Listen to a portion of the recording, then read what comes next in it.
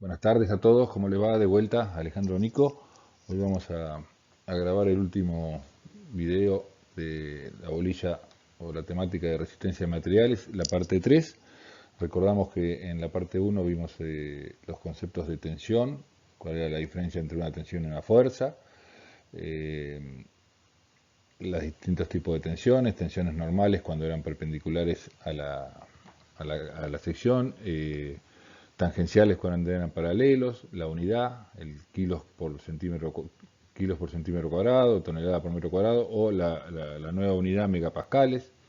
¿Mm? Vimos un hecho importante conceptualmente, que era el proceso de rotura de un material. Habíamos hablado que cuando los momentos externos solicitaban un elemento, producían una tensión, que la llamábamos tensión de trabajo, y bueno, esa tensión de trabajo, si superaba la tensión de rotura del material con el cual estuviese hecho el elemento, se producía la rotura. Y vimos el diagrama de tensiones de deformaciones, todo eso en la primera parte. En la segunda parte empezamos a hablar de las tensiones producidas por algunos de los esfuerzos característicos. En ese caso vimos tracción y compresión, con el agregado en compresión del pandeo que incurría en una flexión del elemento. Y bueno, finalmente en esta parte 3 vamos a ver básicamente, o en forma general, cómo trabaja una sección sometida a flexión. Entonces, tensiones en flexión. Las tensiones en compresión y tracción eran bastante más sencillas de entender, eran tensiones uniformes en la sección, igual a la carga dividido el área, pero acá en flexión, si bien ocurren tensiones normales también, la situación es ligeramente diferente. Bueno, acá tenemos un elemento estructural, una viga, simplemente apoyada, donde se producen las reacciones, y una carga puntual P, en este caso, en el centro. La carga se desvía a lo largo del eje de la pieza, buscando el lugar donde pueden apoyar, que es donde se producen justamente las reacciones. Las vigas son elementos estructurales de directriz recta que resisten fundamentalmente por flexión y por corte. ¿Se acuerdan? El MNQ, M momento, Q, N esfuerzo axial, que en este caso no lo hay, y Q corte. Una viga modifica a 90 grados la dirección de las fuerzas y la desplaza a lo largo de su eje hacia los apoyos extremos, esto que decíamos acá. Esta carga la toma la viga y la desplaza a 90 grados. Ese desplazamiento a 90 grados no es gratis, va a generar en la viga determinadas tensiones tangenciales y normales que vamos a ver a lo largo de esta clase. Y desplaza la dirección de la carga en dirección de las reacciones.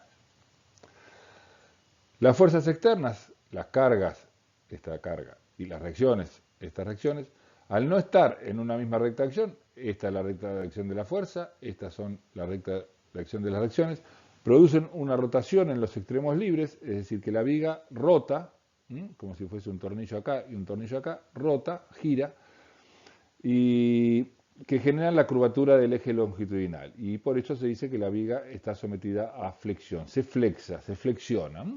Así que ese es un poco el concepto de cómo se genera a través de una carga perpendicular a un eje una curvatura en una pieza y esa curva genera flexiones.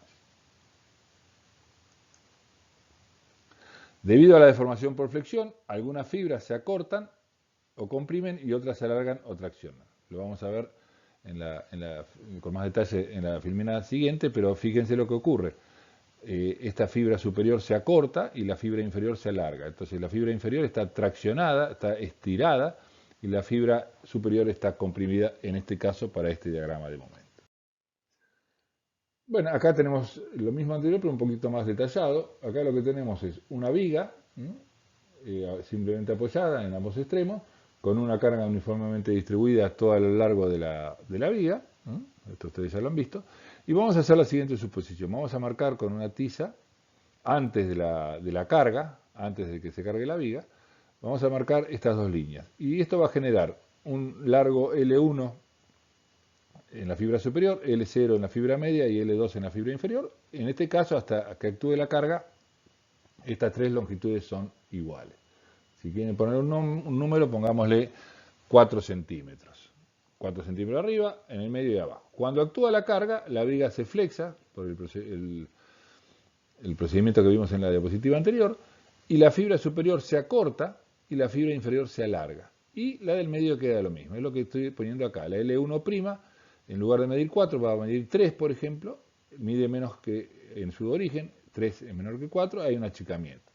La fibra media, o el eje neutro que se llama, el eje neutro justamente por definición es el eje donde la deformación permanece constante, esto medía 4, sigue midiendo 4. Y finalmente la fibra inferior, L2', se alarga y pasa de medir 4 a medir 5, por ejemplo. No viene al caso porque esto obviamente lo vamos a ver mucho más en detalle la clase que viene, el año que viene en nivel 2, pero es interesante un poco porque estas cosas de la realidad les interesan seguramente.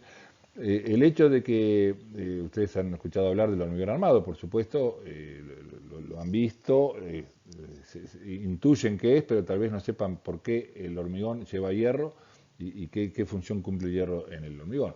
El hormigón es un material esencialmente resistente a la compresión, resiste muy bien a la compresión, o sea, a los acortamientos, a ser apretado. En cambio, es como una piedra que resiste muy mal a la tracción. Cuando se lo tira, se lo tensiona de alguna manera, se rompe. Entonces, si ustedes hiciesen esta viga solamente de hormigón, no hormigón armado, o sea, el armado es agregarle hierro en su interior al hormigón. Sin hormigón, esta fibra que se estira, el hormigón no puede soportar esa tensión de tracción, la de compresión no hay problema.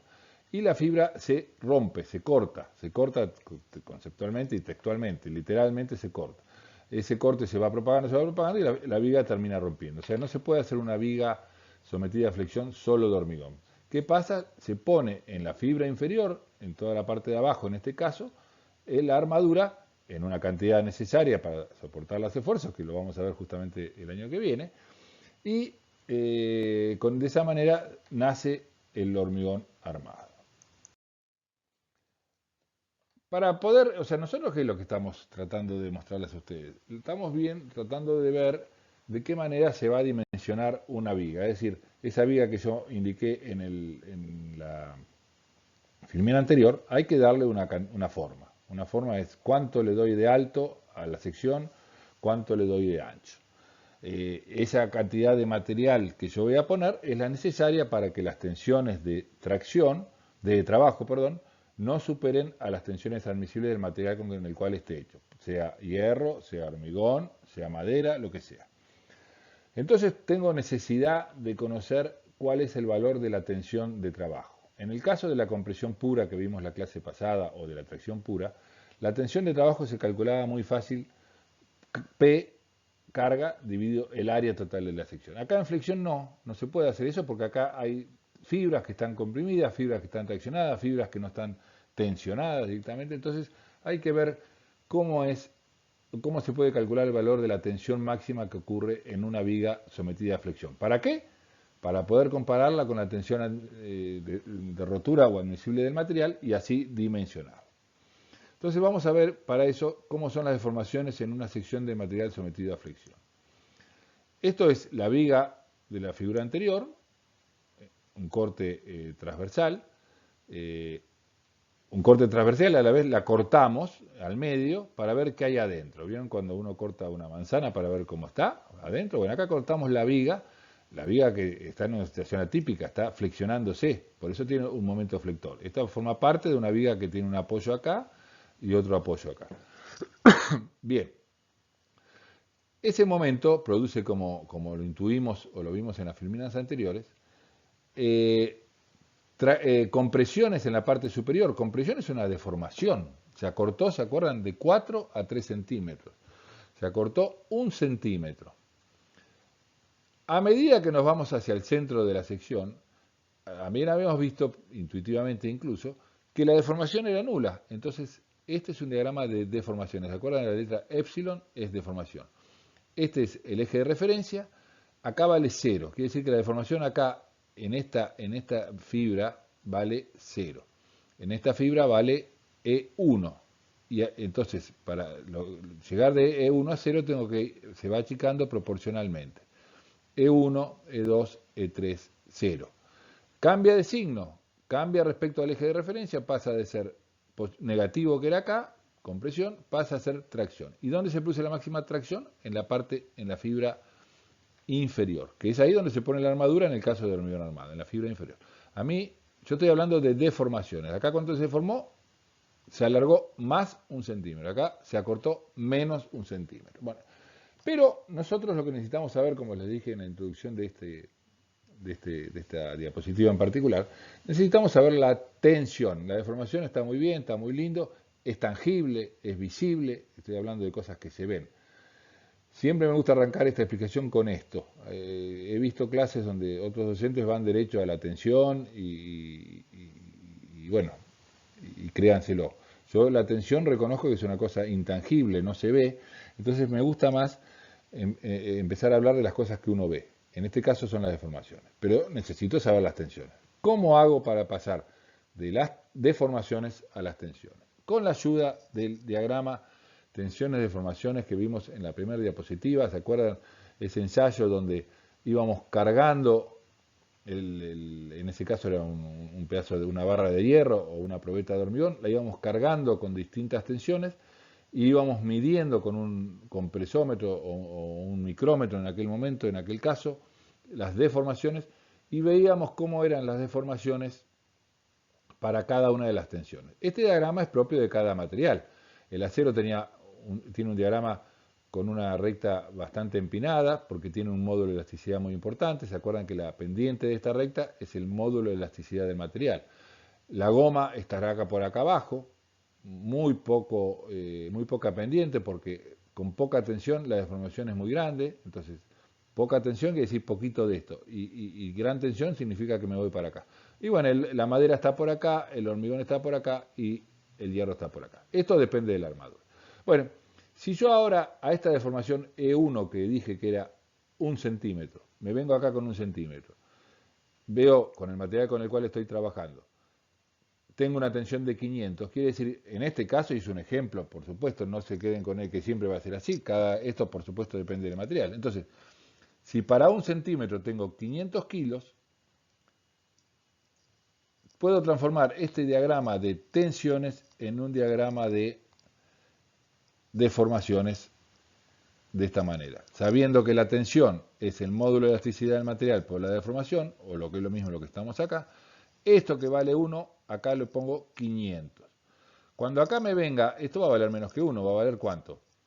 Por ejemplo, 0,7. Vengo acá con 0,7, esto va a valer un número proporcional a los 500 que habían arrancado. Entonces, el diagrama de tensiones, que es lo que yo estoy buscando para poder dimensionar la sección, para saber cuánto le tengo que dar de alto a esta viga para que no se rompa, el diagrama de tensión sale del diagrama de deformaciones multiplicado por el módulo de elasticidad de cada uno de los materiales y obtengo lo que estoy buscando.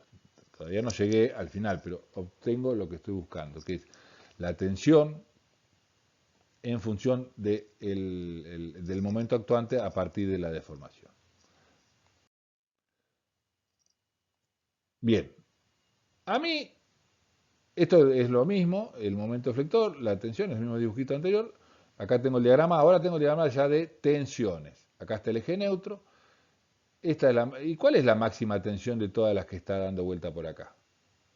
Esta, la tensión en la última fibra superior y en la última fibra inferior. Esta es la máxima de compresión, esta es la máxima de tracción. Las demás van a ser menores.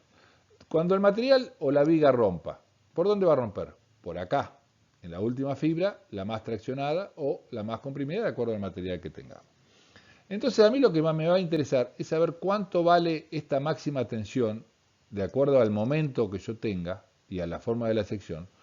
Para compararla, esa va a ser la tensión de trabajo, que para que el material no se rompa tiene que ser menor que la tensión de rotura o admisible del material. Entonces me voy a basar en una fórmula que no la voy a demostrar porque es muy engorrosa la demostración, y esto sí se los tiramos por la cabeza.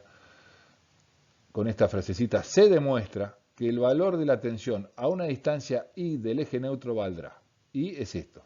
Acá está generalizando, no está diciendo si es esta fibra, es esta fibra. Es una tensión a una distancia I del eje neutro. Entonces tengo que la tensión, este valor que está marcado ahí en negrito, es igual al momento flector que está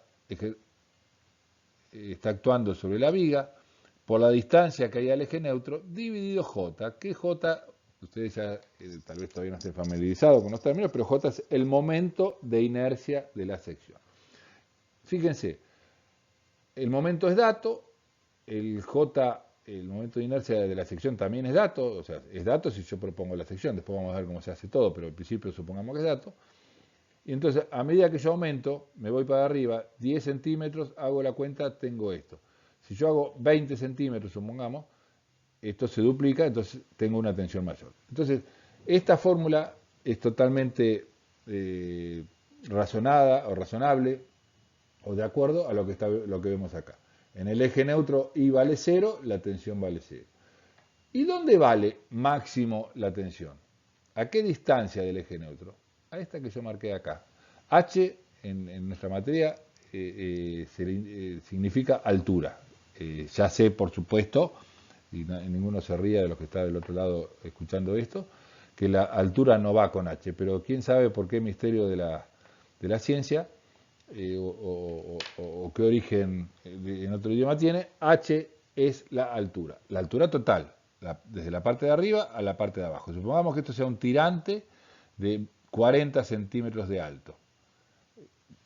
40 centímetros de alto y el H sobre 2 es 20. Entonces, a mí me interesa saber cuál es la tensión máxima a una distancia H. Entonces, ¿qué voy a hacer? H sobre 2, perdón. ¿Qué voy a hacer? El I lo voy a reemplazar. Bueno, acá, perdón, acá tenemos la explicación de esta fórmula. M es el momento flector actuante, I es la distancia de la fibra del eje neutro y J es el momento de inercia. Como les decía, la tensión máxima va a estar cuando el I sea máximo, porque está multiplicando en la fórmula, que es para H sobre 2. Entonces, reemplazo tensión máxima, el I lo pongo H sobre 2, entonces, como el 2 se está dividiendo, pasa abajo, entonces me queda M por H sobre 2 por J.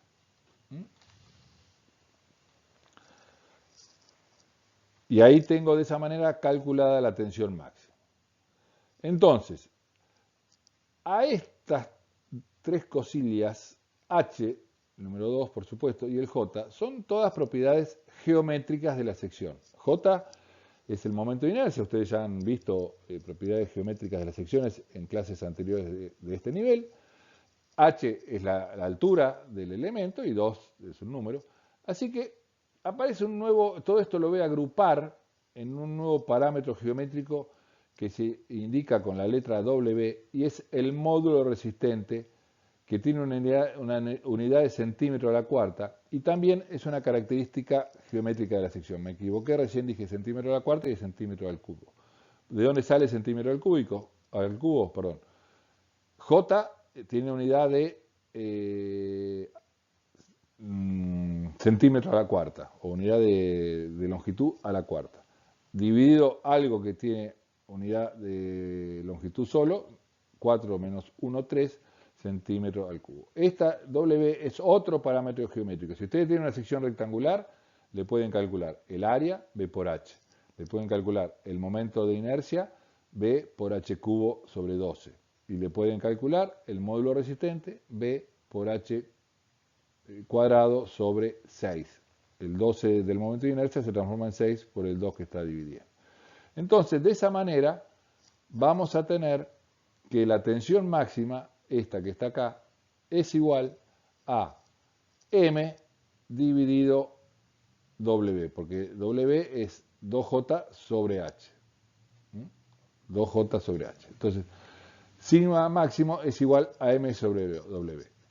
Entonces, a esta fórmula es una fórmula fundamentalísima, la van a ver permanentemente en el nivel 1, en el nivel 2 va a cambiar un poco la situación porque tenemos un material heterogéneo como es el hormigón armado, pero acá para madera y hierro esta fórmula se usa permanentemente. ¿Qué es lo que me interesa? Esto va a ser la tensión de trabajo a la cual está sometido. El M es el momento flector externo, que ustedes lo calculan como cuando vieron cálculo de diagrama de MNQ, van a calcular el momento. ¿Y qué es lo que tienen que saber? Despejar el módulo resistente necesario. Esto lo van a ver en la práctica. Entonces, reemplazamos la tensión máxima por la tensión admisible del material y despejamos el W necesario. Y de esa manera obtenemos el módulo resistente que precisamos para soportar un momento determinado para un material determinado. A esta fórmula se la llama fórmula del espejo. ¿Por qué? Porque M, o sea, esto acá visto en un renglón no se nota tanto, pero como se escribe normalmente tenemos M sobre W, o sea que el sobre hace de espejo y por una cuestión de simetría o parecidos queda la fórmula del espejo. Entonces la tensión máxima, esta que ocurre acá, es igual a M sobre W. Así como para compresión y tracción la tensión máxima era P sobre A, ahora en flexión pasamos a M sobre W. Ustedes en la práctica van a utilizar mucho esta fórmula, van a dimensionar elementos basados básicamente o fundamentalmente en esa fórmula. Bueno, con esto damos por terminado la parte de tensión, tensiones de tracción y compresión producidas por flexión, y ahora vamos a ver qué pasa con el corte. Una viga sometida a flexión está simultáneamente sometida a un momento flector y a un corte. Esto supongo que les resulta familiar. Esto es el diagrama de momento y de corte de una sección, la sección elemental o el elemento elemental, una viga representada por una línea con dos apoyos simples representados por dos triangulitos con un tornillo que los permite girar y una carga uniformemente repartida. Eso produce un diagrama de momento de este tamaño, de esta forma, donde el momento máximo está en el centro de la viga, que es donde rompe la viga generalmente cuando rompe por flexión, y hacia los apoyos se hace 0. El momento este, ¿se acuerdan? Q por L cuadrado sobre 8. En cuanto al esfuerzo de corte, el esfuerzo de corte es el esfuerzo de cizallamiento, es máximo en donde están las reacciones, y es igual justamente al valor de la reacción.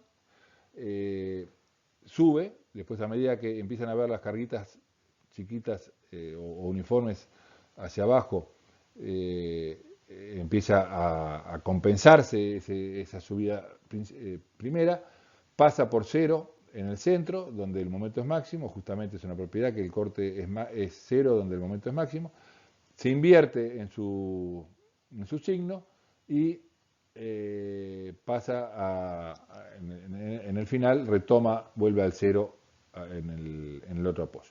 Fíjense que un detalle no menor para algo que vamos a decir en un ratito, el esfuerzo de corte es máximo en los apoyos. El esfuerzo de flector es máximo en el apoyo. Por eso las vigas cuando rompen por flexión lo hacen en el centro de la viga o donde el momento es máximo. Cuando rompen por corte lo hacen en la cercanía de los apoyos de la manera que vamos a ver en un rato. Esto es un ensayo de laboratorio para que ustedes vean. Esta es una viga que por sus características, el esfuerzo de corte no es, en general las vigas rompen por flexión, pero si a veces el corte no está considerado y tomado y controlado, puede romper por corte. Este es un clásico de una rotura por corte. Acá tengo el apoyo, este es el triangulito, es este apoyo, acá hay un rodillo que simboliza la posibilidad de giro. Acá tengo una carga puntual en este caso, que la está provocando la prensa. Y la típica rotura por esfuerzo de corte es esta, que se produce cerca de los apoyos, no en el centro. Acá está el centro de la viga, no en el centro, sino cerca de los apoyos, y en esta forma diagonal que también tiene su motivo. Típica fisura de corte.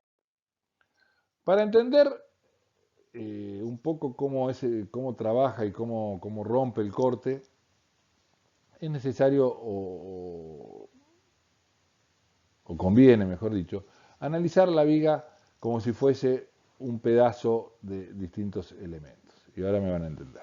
Analicemos los desplazamientos verticales. Vamos a suponer una viga, esta es la misma viga de siempre, formada por gajos, como si fuesen gajos que están uno al lado del otro, unidos por un hilo conductor en el medio, que los mantiene en esa posición mientras que no tenga ninguna carga que los soporte, ¿no? Entonces, todo esto está sostenido por un hilo, como se dice, y manteniendo su forma. Cuando aplicamos la carga, como los gajos no están pegados unos con otros, se producen estos deslizamientos de esta forma. Esto no se rompe porque hay un hilo conductor que lo sostiene acá en el medio. Hay un hilo, este hilo de acá está sosteniendo a todos estos gajos. No se caen, pero, mejor dicho, no se rompe la viga, pero sí se deforma cada gajo individualmente respecto al otro, y fíjense lo que ocurrió. Cada gajo descendió un poco respecto al otro poco, y fíjense, esto es lo que yo les quiero marcar. El primer gajo o el segundo gajo respecto al primero tuvo un descenso importante, 2 centímetros. El tercer gajo respecto al segundo, en lugar de 3 centímetros, tal vez descienda un poco menos, seguramente un poco menos. Y fíjense, a medida que me voy acercando hacia el centro, los descensos relativos entre cada uno de los gajos se van achicando y llegan al centro con un desplazamiento relativo nulo. O sea, estos gajos están los tres iguales. A medida que me voy hacia el apoyo, el punto no se les aclare, este punto no descendió porque está apoyado acá abajo, tiene un triangulito acá que le impide bajar. Entonces, esto no bajó y el descenso relativo máximo se puso acá. Esta fuerza que generó que este gajo descienda respecto a este, no es más ni menos que el esfuerzo de corte. ¿Se acuerdan que el esfuerzo de corte era máximo en los apoyos? Bien, por ello es que el máximo descenso entre gajos relativos se produce cercano a los apoyos. ¿Se acuerdan que el diagrama de corte era nulo en el centro? Fíjense qué casualidad. Los gajos entre sí, el descenso ha sido nulo. No hay fuerza de resbalamiento o de cizallamiento entre estos gajos. Ya sé que hubo un descenso, una flecha que se llama, pero acá lo que interesa para entender las cosas es el descenso relativo de cada uno de los gajos. Este era el diagrama de corte que yo les decía de la viga anterior, máximo en este sector, máximo descenso relativo de los gajos. Máximo en este sector, máximo descenso relativo de los gajos. Mínimo en este sector, no hay descenso en los gajos en el centro. Los materiales, ya sea madera, hierro, hormigón, tienen en general, porque convengamos una cosa, esto es una ficción. Obviamente, una viga de madera, supongamos que sea una viga de madera, no está formada por gajos como yo lo dibujé acá. Uno ve toda una cosa enteriza y probablemente, y Dios quiera, nunca va a ver que ocurra esto. ¿Por qué? Por esto que está acá. Los materiales tienen una capacidad de aportar, yo le llamo pegamento, a través de las llamadas tensiones admisibles tau, hasta un límite máximo dado por la llamada tensión tau. Esto es lo mismo que veíamos hoy. Una rotura por lo que sea se produce cuando las tensiones de trabajo superan a las tensiones admisibles. El material, como les decía recién, tiene cierta capacidad de aportar una tensión admisible tau para que el material en principio no se rompa. Ese tau es un pegamento, como yo le digo para hacerme entender, que pega este gajo con este. Entonces, esto que yo marqué acá en la realidad no se produce, pero se quisiera producir, que es lo importante. Hay alguien que lo quiere romper.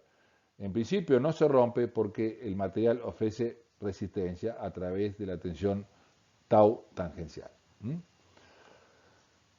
Esto va a romper por corte de esta manera que yo lo dibujé acá. Esto va a terminar rompiéndose. Después vamos a ver que en definitiva tampoco rompe así, pero por otra cuestión que vamos a ver en la filmina siguiente. Esto va a romper si el tau de trabajo que se produce, que tengo que ver cómo lo calculo, es mayor que el tensión admisible. Típico procedimiento de rotura. Una cosa se rompe cuando el tau de trabajo supera a la tensión de rotura y o al admisible si estamos dimensionando con coeficiente de seguridad. Esto sería viendo las cosas desde lo que llamamos deslizamientos verticales, porque vertical es algo que está de arriba para abajo, esto es verticalidad.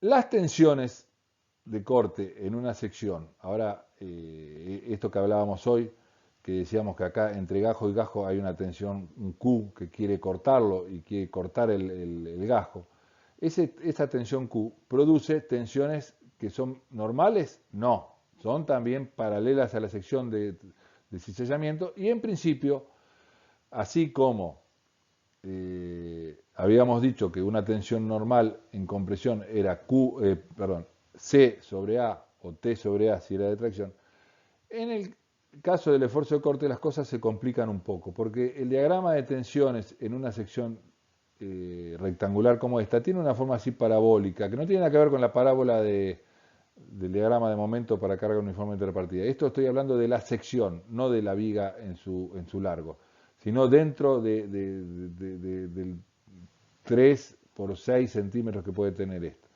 La tensión es máxima en el centro de la sección. A diferencia del momento el momento flector, ¿se acuerdan que hacía un triangulito?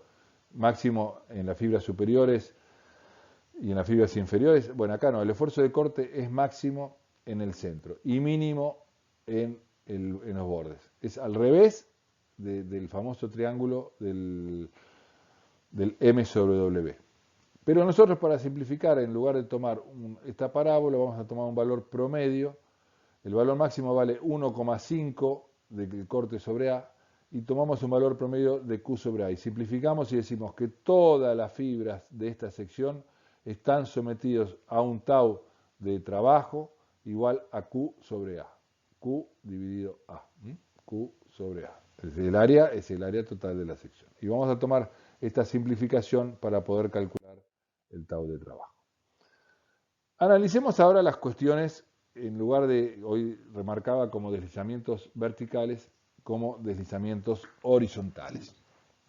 En lugar de suponer la viga formada por gajos, supongámosla formada por láminas apoyadas, no pegadas unas arriba de otras, sino apoyadas, una arriba de otra. Y cuando cargamos esa viga, que siempre sigue teniendo estos apoyos acá, estos triangulitos acá, el próximo año voy a dibujar acá los triangulitos para que vean que estos puntos son inamovibles. Cada una de las láminas se va a deformar independientemente una de la otra de esta manera. Así creo que intuitivamente esto se ve, se entiende. Si quieren hagan una prueba con un manojo de hoja, van a ver que las hojas no quedan pegadas, sino que se desplazan una respecto a la otra. Entonces, fíjense de nuevo, los desplazamientos relativos entre lámina y lámina. Este punto de acá, este puntito, se desplaza respecto al punto de la lámina siguiente. Este desplazamiento acá es máximo en relación acá. Acá no hay un deslizamiento relativo entre los puntos. El punto inferior de la lámina de arriba coincide con el punto superior de la lámina de abajo. En cambio, acá el deslizamiento es máximo y acá es nulo. Ocurre lo mismo que ocurría hoy. Y también esta situación fue generada por las tensiones tangenciales de corte, donde es máximo en los apoyos, es máximo el deslizamiento relativo de cada una de estas láminas. Es mínimo en el centro, es mínimo el desplazamiento de cada una de las láminas relativamente una con otra. ¿Qué tiene que ver esto de deslizamientos horizontales y verticales? Bien, lo vamos a ver porque obviamente cuando está actuando las fuerzas sobre la viga, están en simultáneo los desplazamientos verticales y horizontales, que en realidad, insisto, uno no los ve porque el material tiene una cierta resistencia y por suerte no se rompe. Pero en el interior hay soldaditos de la madera que están oponiéndose a los esfuerzos que están resistiendo y impiden la rotura. Esos soldaditos son los que llamamos las tensiones que están ocurriendo. En este caso, tensiones tangenciales, que se oponen a que se rompa la madera en gajos y se rompa la madera en láminas. Esto en una clase presencial es un poquito más entendible. Llevo yo un modelo que es una viga de un material muy elástico, le pinto con un marcador un cuadrado en la cercanía de los apoyos, un cuadrado negro acá, imagínense, lo dibujo sobre el frente de la viga, de esta viga, y cuando yo le aplico una deformación, veo con sorpresa que este cuadrado se transforma en un rombo, se estira de esta manera hacia arriba y se acorta esta diagonal de esta forma. Eso ocurre por la simultaneidad de deslizamientos verticales y horizontales que se estarían produciendo. Los horizontales gajo contra gajo los horizontales, perdón, los verticales, gajo contra gajo, los horizontales, lámina contra lámina, esa simultaneidad de movimientos, o sea, tengo deslizamientos verticales, perdón, horizontales en este sentido, deslizamientos verticales en este sentido. Las dos fuerzas se encuentran y estiran este punto, lo llevan acá, a A'. Acá pasa lo mismo. Como me cambio de lado, tengo el esfuerzo hacia abajo, el deslizamiento hacia este costado, esto se estira. Y esto se termina acortando, porque esto comprime acá, se acorta, esto se acorta, y tengo que el punto B pasa a esta forma. Entonces el triángulo que estaba originariamente se transforma en un rombo. ¿El rombo qué provocó? Un acortamiento de esta diagonal y un alargamiento de esta diagonal. Si el material no resiste a las tracciones, como puede ser el hormigón, como puede ser la madera, la madera sí resiste a la tracción, pero se produce lo siguiente. Imaginémonos mejor la compresión, la tracción, digo. Un estiramiento, ese estiramiento produce una fisura. ¿Y esto a qué les hace acordar? A la clásica rotura de una viga por corte en forma diagonal. Se observa un estiramiento del cuadrado en una dirección y un acortamiento de la otra. Si el material es capaz de soportar los acortamientos, las compresiones, pero no los alargamientos, las tracciones, caso típico del hormigón, se produce una fisura a 45 grados, típica en los casos de rotura por corte. Esto es una viga apoyada en dos columnas, y cuando uno tiene esta situación y ve una fisura en el centro, en la parte de abajo, es una clásica fisura por flexión. ¿Se acuerdan que la flexión dónde se produce? En el medio de la viga. ¿Por qué? Porque el momento es máximo. ¿Arriba o abajo? Abajo. ¿Por qué? Porque el hormigón no resiste a las tracciones. Y las tracciones están acá está comprimido. Estas dos que están acá, que son típicas fisuras de corte. ¿Por qué me doy cuenta? Porque están en la cercanía de los apoyos, donde el corte es máximo, y tienen forma en diagonal, debido a la simultaneidad de deslizamientos verticales y horizontales. Esta es una típica pregunta de parcial. Dibujar una viga, en una viga las clásicas o una típica fisura de corte y de flexión. Bien, ahora bueno, terminamos ya para ubicarnos en el tema de tensiones en flexión. Habíamos visto tensiones en tracción y compresión en las clases anteriores. En esta venimos viendo tensiones en flexión y vamos a ir redondeando las cosas, los entendimientos de esta clase de resistencia de materiales con algunas cositas más. Muchas veces es necesario conocer la deformación de una viga, y a esa viga, a esa deformación se la llama flecha, y a la flecha en el punto máximo se la llama flecha máxima de una viga flexada. Esto, ¿qué importancia puede tener en lo que a nosotros nos compete, que es el dimensionado o el conocimiento de cómo funcionan las estructuras? Muchas veces las estructuras, una viga por ejemplo, es capaz de soportar una carga, pero lo hace con una gran deformación. ¿Y qué problema tiene eso? Hay un problema ni más ni menos que estético. Yo siempre cuento una historia de que, una anécdota, no es que pase, que me haya pasado ni haya escuchado, pero es posible que pase, de cuando uno dimensiona, por ejemplo, un caso elemental que tengan que ustedes como arquitectos en el futuro calcular o colocar un tirante de madera para generar una arcada en un quincho rústico, lo que sea. Entonces dimensionan el tirante. Dimensionar quiere decir, eligen el tamaño que tienen que tener, le dicen al dueño que compren el tirante ese que tienen que poner, de una medida, por ejemplo, 20 centímetros de alto por 10 centímetros de ancho, lo calculan, lo dimensionan de la manera que van a ver en la práctica seguramente. Entonces deciden, de esa manera, no es una decisión, sino un cálculo, poner un tirante de 10 por 20. El dueño va, lo compra, ustedes hacen la obra, cargan ese tirante con la pared que tenga arriba, y a los 2-3 meses el dueño lo llama y le dice: che, Pedro es el arquitecto, usted vení, mirá que tengo un problemita acá en mi casa.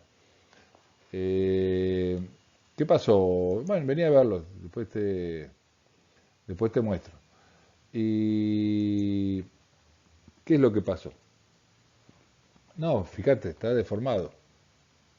Bueno, sí, pero no, sí, pero está deformado, pero se me va a caer. No, no, entonces usted le dice, quédate tranquilo que no se va a caer porque yo lo calculé bien, como me enseñó el ingeniero Nico, y no, me dio bien y no se va a caer. Sí, pero queda mal así. O sea, imagínense que esta flecha esté así como está en este esquema que sale bozo. Entonces, bueno, ¿a qué quiero llegar? Uno cuando dimensiona un elemento no solo lo hace para que no se rompa, por supuesto, que es lo primero que a uno se le ocurre, sino también para que no se deforme en demasía, que sea visible a los ojos. La deformación, la flecha esta es imposible de eliminar. Forma parte del ser, del concepto de cómo trabaja una viga para tomar las cargas. Trabaja deformándose. Es imposible de eliminar. Pero es necesario achicarla para que la vista no se dé cuenta. La vista, cuando digo la vista, es la vista. Y también a veces hay cuestiones muy raras, no son los casos generales, donde por cuestiones de funcionalidad no puede haber más de medio centímetro de deformación, porque si no, no sé, no pasa la puerta, por decir una cosa así, que no es así. Pero pasan situaciones medidas extrañas que pueden exigir una flecha determinada. Conclusión, bueno, y se dice que una flecha, por ejemplo, es invisible a los ojos cuando es menor que la luz sobre la luz de la viga dividido 400. Que siempre la flecha admisible se llama, es función de la luz. O sea que si yo tengo una luz de 4 metros que cubrí con un tirante de madera, quiere decir que 400 o 4 metros son 400 centímetros dividido 400 es 1 centímetro. O sea, 1 centímetro que se forme la viga nadie se va a dar cuenta. Entonces, hay que, aparte de que no se rompa, capaz que los 10 por 20 no alcanzan para que la flecha sea menor que en este caso, como decía yo, recién de 1 centímetro. Entonces, hay que calcular la flecha que vamos a tener con la sección que nosotros hayamos propuesto y ver si no hay que cambiar. La flecha máxima se calcula con esta fórmula bastante odiosa que dice K, constante, ahora vamos a ver, por Q, que es la carga que ejerce que se ejerce sobre la viga, L es el largo de la viga, E el módulo de elasticidad del material y J el momento de inercia. Todo esto dividido. E y J están divididos y esto multiplicado. Vamos a ver qué es cada una de las cosas. Esto es una fórmula que es K por Q por L a la cuarta sobre E por J para cargas uniformemente repartidas Q. Donde K es un factor que depende de las condiciones de apoyo que tenga la viga, Q es la carga, L es el uso de longitud, E es el módulo de elasticidad del material con el cual está hecho el material, y J es el momento de inercia o la forma que tiene la sección. Veamos cómo es la dependencia de cada uno de ellos. Empecemos a ver los distintos factores que influyen sobre la flecha. El primer factor es la condición de apoyo. La condición de apoyo, ustedes se acuerdan de esta misma materia, en los primeros términos vieron las condiciones de apoyo o los sistemas de apoyo que pueden afectar un elemento estructural, los que restringen un grado de libertad, 2 grados de libertad, 3 grados de libertad, etcétera, etcétera, y cuando un elemento se encuentra en equilibrio o no. No es el motivo de esta clase. Lo que sí es el motivo es ver de qué manera influyen las distintas condiciones de apoyo que puede tener una viga en particular sobre su flecha. Habíamos dicho que la flecha depende directamente de este factor que va a depender justamente de las condiciones con que esté deformándose el material. ¿De qué manera? A través de un coeficiente K que vale, de acuerdo a las condiciones de apoyo que tenga ese elemento, un valor, otro valor u otro valor. Analicemos estos valores para cada uno de los casos. Esta es la viga tradicional, la que venimos manejando siempre nosotros acá en esta explicación, la viga básica que le decimos. Apoyo simple, son esos apoyos que permiten el giro, es un tornillo, que es el básico, digamos, que puede ocurrir en un elemento cuando no está ni tiene una continuidad con otro vecino o no está íntimamente ligado a un apoyo empotrado. En este caso el coeficiente vale sobre 5 sobre 3 de 84. Veamos el último y dejamos el del medio para el final. Empotrado se da esa situación cuando los apoyos de ambos extremos no permiten el giro de la pieza, es decir, la deformada sale perpendicular a ese empotramiento. Eso ocurre habitualmente en las vigas llamadas continuas, donde hay una continuidad de material con columnas en el medio. Esa continuidad hace que el apoyo, que parecería ser un apoyo simple, por su condición de tornillo, entre comillas, al haber una continuidad, la viga vecina impide el giro o contrapone el giro y hace que se produzca lo que se llama un empotramiento aparente producto de la continuidad. En ese caso, el coeficiente K pasa de 5 sobre 384 a 1 sobre 384, es decir, 5 veces menos. El empotramiento siempre mejora o disminuye la deformabilidad, porque la palabra mejorar, todos sabemos, o ya nos damos cuenta que hay que tratar de disminuir la deformación, así que mejorar la deformación significa disminuirla. Entonces, el empotramiento disminuye la deformación, cosa que es favorable por esto que estamos hablando. Hay que tratar de disminuirla por una cuestión estética, sobre todo, ¿no? Entonces, el empotramiento favorece la situación. Y después está la situación intermedia que está acá en el medio, cuando tenemos un apoyo empotrado y un apoyo simple, da un valor, un coeficiente que si hacen la cuenta es intermedio entre estos dos. Acá tenemos una tabla que forma parte o un pedazo de una tabla que está específicamente referida a deformaciones, donde para distintos casos tenemos los distintos coeficientes, 5 sobre 384, 1 sobre 384 empotrado y 1 sobre 192 empotrado simplemente apoyado. Y acá tenemos la ubicación perdón, este es el voladizo, ¿no? El voladizo empotrado libre. Obviamente este es el que tiene mayor deformación, esta cuenta es la que da más, la que peor da. Obviamente la deformación está en el borde libre, por eso está el X, la ubicación de la flecha máxima está en el 0, y para estos dos casos, estos tres casos, la ubicación está en el centro de la viga. Así que con esto vemos qué incidencia tiene el coeficiente K. Ahora pasemos a otros de los factores.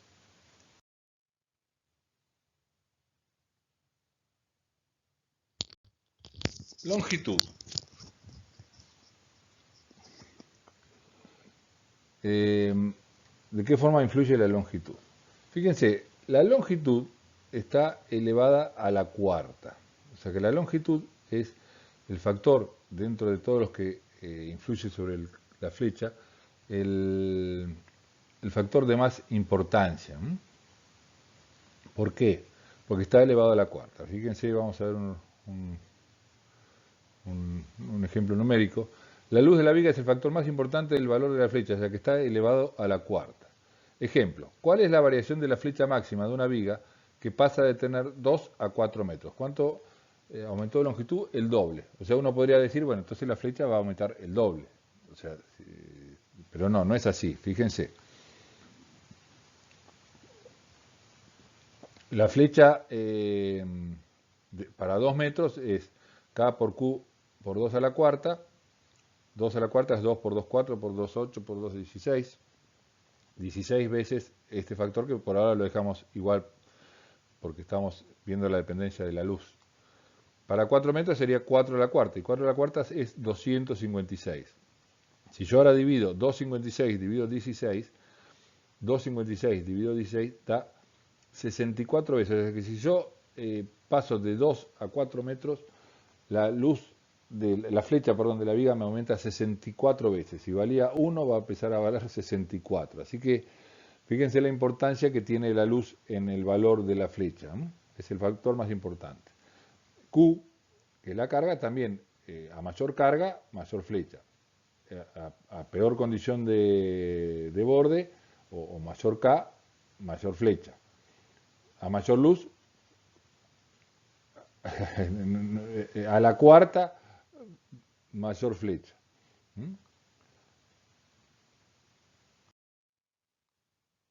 Decíamos lo de la carga.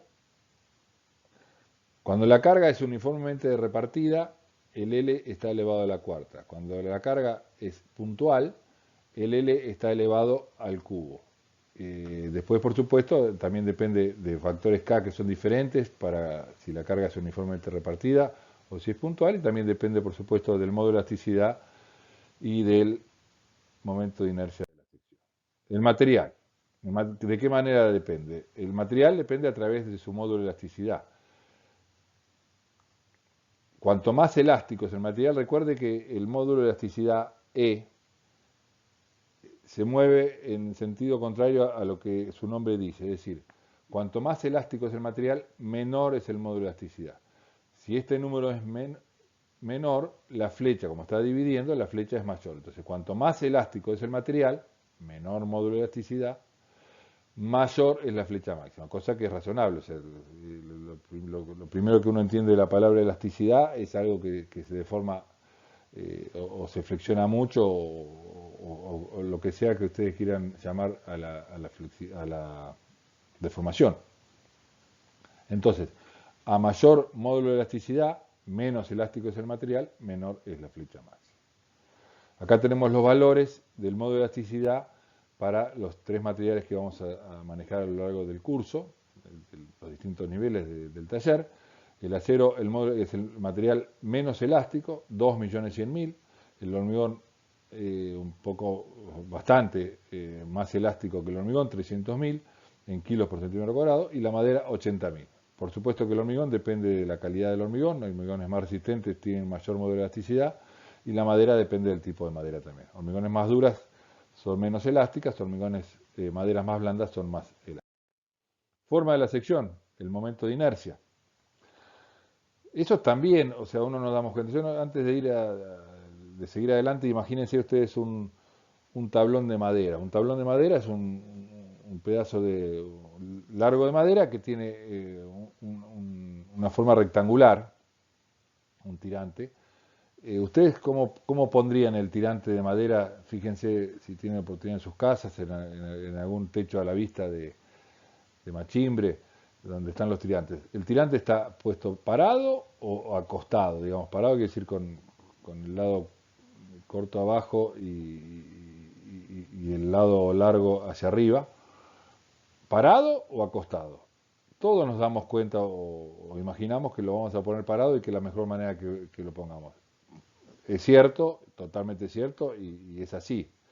¿Por qué? Bueno, desde el punto de vista de la rotura, porque tiene mayor momento de inercia y mayor módulo resistente y las tensiones de trabajo son menores. Eso es un problema de rotura. Pero también por un problema de deformación.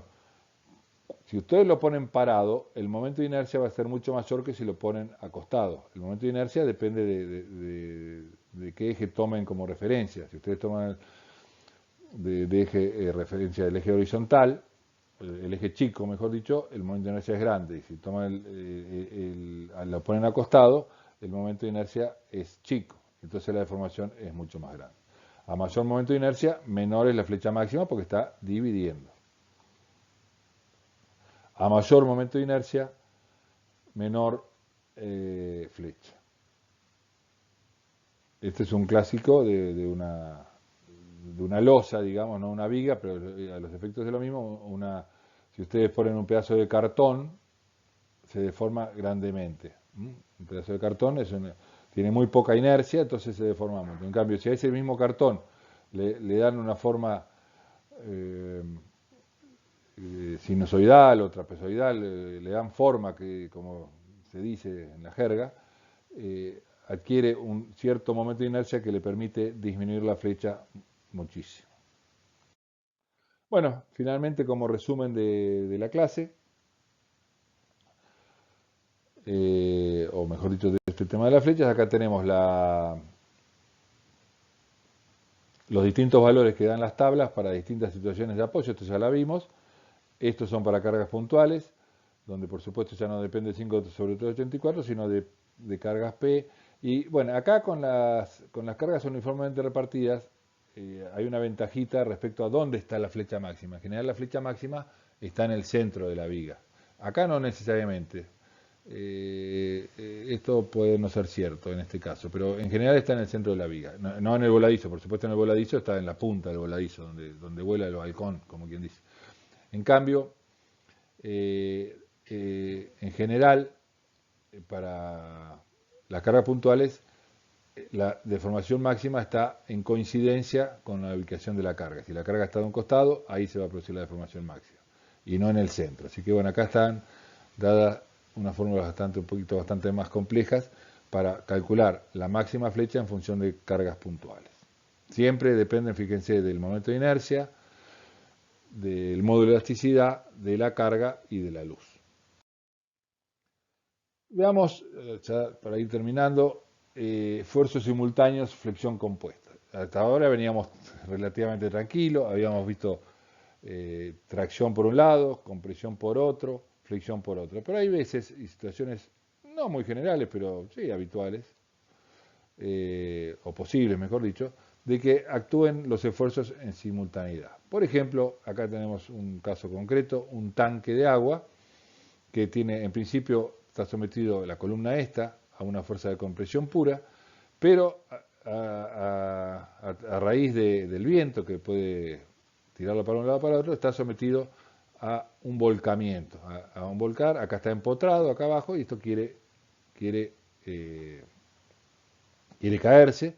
Entonces está sometido a compresión por un lado y a flexión por otro. Eso se llama flexión compuesta. Es lo que está sucediendo en este caso.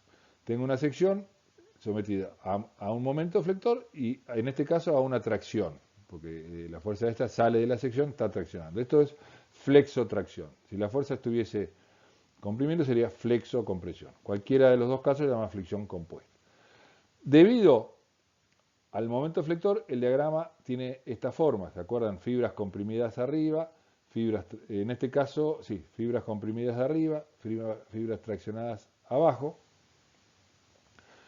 Y es un diagrama simétrico respecto al eje neutro.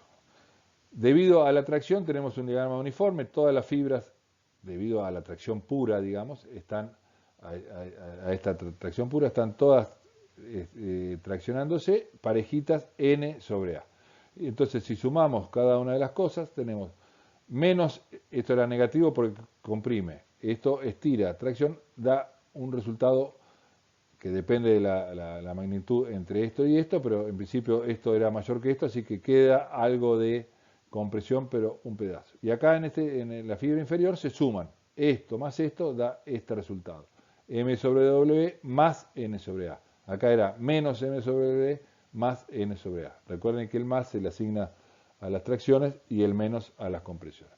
De esta manera tenemos este diagrama que llevó a una modificación del diagrama simétrico de la tracción pura. Así que cuando tenemos dos esfuerzos compuestos, se resuelve sumando algebraicamente los esfuerzos. Pues, del mismo signo se suman y de signos contrarios se restan.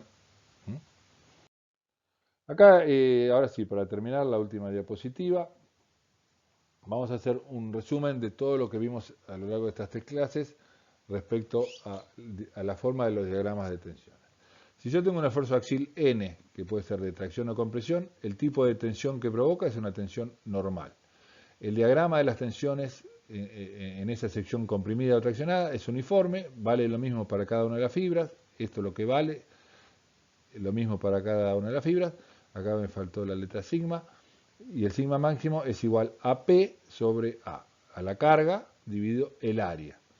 Y donde está ubicada la tensión máxima es toda uniforme en toda la sección. O sea, no hay un valor máximo en alguna de las fibras. Es la misma para todas. El momento flector también produce tensiones normales, con la diferencia que el diagrama ya no es uniforme, sino que tiene algunas fibras traccionadas en su máxima magnitud en el extremo, comprimidas o traccionadas, depende del valor del momento flector, en la otra fibra opuesta. El valor máximo se calcula con m sobre w, donde m es el momento flector y w es el módulo resistente de la sección, y donde está ubicada en los extremos superior e inferior. La tensión tangencial o el esfuerzo tangencial Q produce una tensión tangencial que es paralela a la sección. En realidad tiene un valor máximo, tiene una forma parabólica, un valor máximo que vale 1/5 de Q sobre A, pero se toma como un promedio Q sobre A en el centro. En el centro de la sección un valor, se toma un valor promedio.